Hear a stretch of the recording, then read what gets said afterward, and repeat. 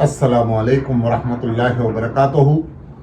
दोस्तों, हज 2025 में जितने भी हाजी भारत की तरफ से गए हैं, माशाल्लाह सभी हाजियों की फ़्लाइटें वापसी की शुरू हो चुकी हैं। इस बारे में इंशाल्लाह बात करेंगे और साथ ही साथ लगेज के अंदर में आपको थोड़ा ध्यान रखना है और किस तरह से लगेज का हिसाब होता है और किस तरह लगेज रखना है।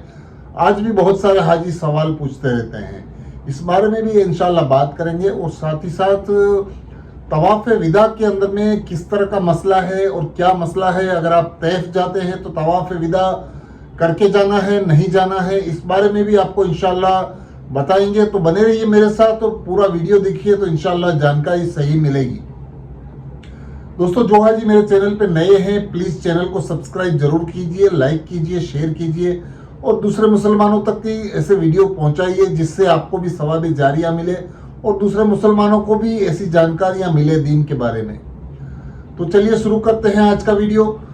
दोस्तों, हज 2025 में हाजियों का हज मुकम्मल हो चुका है। माशाल्लाह सभी हाजियों को हज मुबारक। और अल्लाह का करम है कि इंशाल्लाह इस साल हाजियों को ज़्यादा तकलीफें नहीं हुई और बहुत सारे हाजी आराम से अपना हज कर चुके हैं और पूरी तरह से मुकम्मल हज हो चुका है। और इसके अंदर में हाजियों की वापसी का भी सिलसिला शुरू हो चुका है। 12 जून से फ्लाइटें शुरू हो चुकी हैं वापसी की और बहुत सारे हाजी इंडिया पहुंच भी चुके हैं। काफ़ी फ्लाइटें अलग अलग शहरों से शुरू हो चुकी हैं, इस वजह से हाजियों का आना भी शुरू है। लेकिन उसके अंदर में कुछ प्रॉब्लम आ रही है हाजियों को। आज भी हाजी सवाल करते हैं कि सामान हमको किस तरह पैक करना है और किस तरह से हमारे को सामान लाना है। इस बारे में बहुत सारे हाजी सवाल करते हैं। तो एक चीज़ का आपको ख्याल रखना है कि 20-20 किलो का 2 बैग होना चाहिए, इससे ज़्यादा बैग नहीं होना चाहिए। कल भी एक हाजी साहब ने सवाल किया था कि हम 2 लोग हैं तो क्या हम 3 बैग में पूरा सामान भर सकते हैं। तो आप इस तरह नहीं कर सकते हैं, आपको 2-2 बैग करके लाना है और बैग की क्वांटिटी के हिसाब से आपको उसके अंदर में 20 किलो के आसपास सामान रखना है, ना ज़्यादा रखना है ना ही उसके अंदर में इस तरह पैक करना है कि एक में आपने 15 किलो डाल दिया है और दूसरे में 25 किलो डाल दिया है। ऐसा भी नहीं करना है, आपको 20 किलो के अंदर ही 2 बैग बनाने हैं। और 2 हाजी है तो आपको 4 बैग 20-20 किलो के करने हैं। आप एक में ज़्यादा सामान भर भी नहीं सकते हैं 20 किलो से ज़्यादा, और एक में 20 किलो से कम भी नहीं भर सकते हैं। अगर आपने एक में 15 कर दिया और दूसरे में 24 किया या 25 किया तो इस तरह से नहीं चलेगा। इस तरह से आपको ये चीज़ों का ख्याल रखना है। हर वीडियो में मैंने इस चीज़ का जिक्र किया है और ये चीज़ आपको बताई है। तो इस तरह से आपको ये ख्याल रखना है। और जमजम का जो पानी होता है उसको भी आप फ्लाइट में ना लेकर आए, नहीं तो आपके बैग खोले जाएंगे। इस चीज़ का खास ख्याल रखना है। और जो चीज़ें एयरपोर्ट की अथॉरिटी के ऊपर जो मनाही की गई है उन चीज़ों को भी लाना नहीं चाहिए। ऐसी चीज़ों को आपको खास ख्याल रखना है अगर आप चाहते हैं कि आपका सामान एयरपोर्ट के ऊपर ना खोला जाए। तो ऐसी चीज़ों का खास ख्याल रखें। और एक हाजी साहब का सूटकेस है जो मीना के अंदर में गए थे, वापसी के अंदर में उनका सूटकेस बस के अंदर रह गया था। वो बैग अगर किसी को उसके बारे में कुछ पता चले या तो इस तरह की कोई जानकारी हो तो आप प्लीज़ कांटेक्ट कीजिए उनके नंबर पर। हो सकेगा तो मैं यहाँ पे वो सूटकेस का आपको फ़ोटो भी दिखा दूंगा। तो इस चीज़ का आप ख्याल रखिए कि अगर किसी को भी ऐसी कोई जानकारी मिलती है तो वो हज कमेटी की ऑफिस में या तो हज हाउस में या तो हज के जो मौलिम है, इंस्पेक्टर हैं, उनको आप बता सकते हैं। तो इस तरह की कोई भी मदद आप हो सकती है तो हमारे भारतीय हाजियों के लिए आपको करनी चाहिए। तो अगर आपको किसी तरह की जानकारी हो तो इस बारे में आप ज़रूर बताएं। इसके लिए ही मैंने पहले बहुत सारे वीडियो बनाए थे कि जिसके अंदर मैं बताया था कि इस तरह के सूटकेस या तो ट्रॉली बैग आपको लेकर मीना में नहीं जाने हैं। छोटे छोटे 7 किलो के बैग ले जाने हैं और आपको वो आपके पीछे रख सकते हैं, जिसकी वजह से आपको बैग कहीं इधर उधर होने के भी चांस नहीं होते हैं। बहुत सारे लोग ट्रॉली बैग लेके जाते हैं, बड़े बड़े बैग लेके जाते हैं। मीना में इतना सामान की ज़रूरत नहीं होती है। अब इन हाजी साहब का उस बैग के अंदर में काफ़ी सामान है, बहुत ही इंपॉर्टेंट चीज़ें हैं और कुछ डॉक्यूमेंट्स भी रह गए ऐसा बताया जा रहा है। तो आप इस बात का ख्याल रखना है, जो चीज़ों के लिए मनाही की जाती है वो चीज़ों को आपको नहीं लेकर जाना है। और पिछले 6 महीने से इसके ऊपर मैं वीडियो बना रहा हूँ, बहुत सारी जानकारियां भी दे रहा हूँ, लेकिन आज भी लोगों को परेशानियां होती है।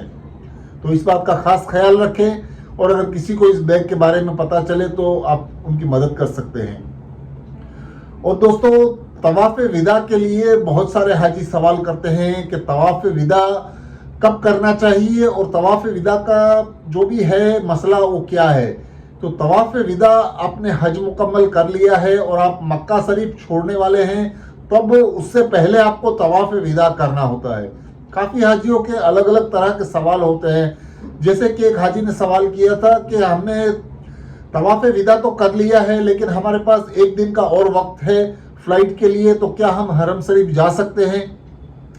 तो आप हरम शरीफ जा सकते हैं और वहां पे जाके आप इबादतें भी कर सकते हैं। आप चाहे तो फिर से तवाफ विदा कर सकते हैं, और अगर आप नहीं चाहते हैं, आप सिर्फ नमाजें पढ़ते हैं या तो आप सिर्फ इबादतें करते हैं, तो भी आप कर सकते हैं। अगर आपको आपकी शरीर के अंदर में हिम्मत है और आप दूसरी बार भी तवाफ विदा करना चाहते हैं तो कर सकते हैं, इसमें कोई मसला नहीं है। लेकिन इस तरह के बहुत सारे मसले हैं तवाफुल विदा के अंदर में, जिसके अंदर में तवाफुल विदा को आपको आखिरी जब आप जाने का वक्त होता है, यानी एक दिन पहले या 2 दिन पहले, इस तरह से आप तवाफ विदा कर सकते हैं। और तवाफ विदा वाजिब है। हज के बाद अगर आप मक्का शरीफ छोड़ रहे हैं तो आपको तवाफ विदा करना जरूरी है, तो इस चीज़ का खास ख्याल रखना है। और एक हाजी साहब ने मसला ये पूछा था कि हम हज के बाद तैफ जा रहे हैं, तो क्या हमको तवाफ विदा करके हज के बाद हम तैफ जाने के लिए तवाफ विदा करके जाना होगा? तो इस बारे में हाजी साहब ने हमने मसला एक हाजी साहब से पूछा था, उन्होंने यही चीज़ बताई है कि अगर आप हज के बाद मक्का शरीफ की हुदूद से बाहर जाते हैं, यानी आप मीकात छोड़ देते हैं, तो आप दूसरी मीकात से वहां जाते हैं तो आपको तवाफ विदा करना होता है। तो इस चीज़ का खास ख्याल रखें कि हज के बाद जो हाजी मक्का छोड़ के तैफ जाते हैं उनको तवाफ विदा करके जाना होगा, क्योंकि तवाफ विदा करना वाजिब है। और आप मक्का शरीफ को छोड़ के जा रहे हैं तो आप तवाफ विदा करके जाएं, नहीं तो आपको दम देना होगा। हो सकेगा तो ये आप ऑडियो भी मैं हाजी साहब का मुफ्ती साहब हैं उनका मैं आपको सुना दूंगा इंशाल्लाह। तो इस बात का आप ख्याल रखें, मसले जानना बहुत ज़रूरी है, नहीं तो आपको दम देना पड़ सकता है। तो इस चीज़ों का खास ख्याल रखना है। एक हाजी साहब ने एक और सवाल किया था कि हम लोग मदीना शरीफ जा रहे हैं हज करके, तो क्या तवाफ विदा करके जाना है या तो वापस आके तवाफ विदा करना है? तो हज के बाद अगर आप मदीना शरीफ जाते हैं तो आपको तवाफ विदा करके जाना है, और अगर आप बाद में नहीं आ सकते और वहाँ से ही आपकी फ़्लाइट है तो आप फिर से मक्का शरीफ आने की ज़रूरत नहीं है। आप तवाफ विदा करके ही मदीना शरीफ जाएं और वहाँ से ही आपके मुल्क में जा सकते हैं।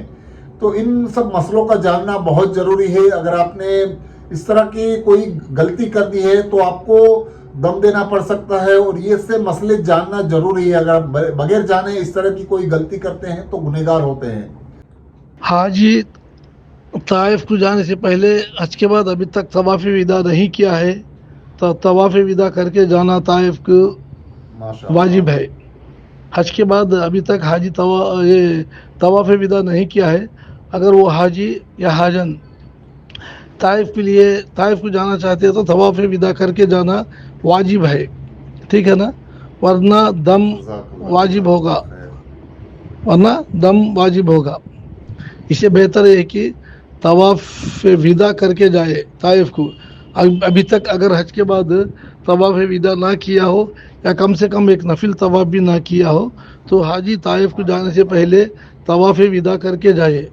तवाफ़ विदा करके जाना ताइफ के लिए वाजिब है, क्योंकि ताइफ मीकात के बाहर है। जब हाजी हज के बाद मीकात पार करके जा रहा है तो उसके लिए तवाफ़ विदा करके जाना वाजिब है, वरना दम देना पड़ेगा, दम वाजिब होगा। तो दोस्तों, यही था आज का वीडियो। अच्छा लगा है तो चैनल को सब्सक्राइब जरूर कीजिए, लाइक कीजिए, शेयर कीजिए। अल्लाह हाफिज।